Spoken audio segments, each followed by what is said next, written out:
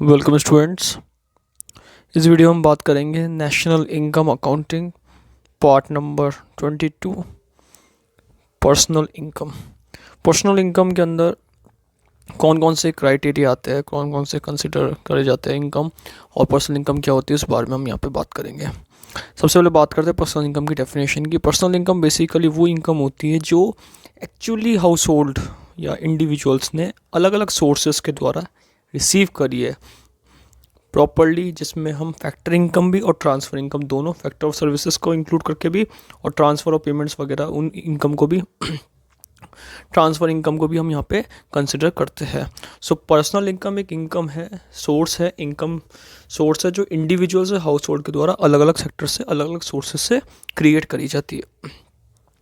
Personal income में अगर देखा जाए तो बेसिकली प्राइवेट इनकम का वो पार्ट है जो इंडिविजुअल्स रिसीव करता है ओनली, जिसके अंदर रिटेन अर्निंग्स, फ्यूचर की अर्निंग्स जो होती है वो नहीं इंक्लूड करी जाती, कंपनीज़ के टैक्स को इंक्लूड नहीं करा जाता जो प्राइवेट इंटरप्राइजेस के द्वारा पे करा जाता है।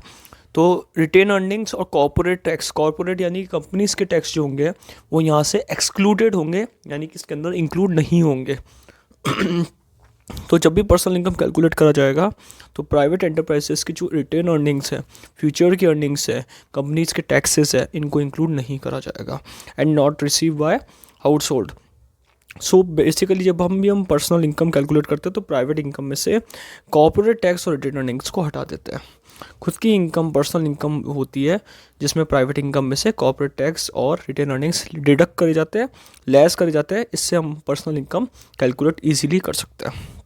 सो पर्सनल इनकम एक बेसिकली इनकम का क्राइटेरिया है जो अलग अलग सोर्सेज से हाउस होल्ड या इंडिविजुअल्स के द्वारा क्रिएट करी जाती है, चाहे वो कंट्री के अंदर हो या फिर कंट्री के बाहर हो, रेस्ट ऑफ द वर्ल्ड से कनेक्ट करा गया हो, ये इसमें क्राइटेरिया इंक्लूड करा जाता है पर्सनल इनकम के अंदर।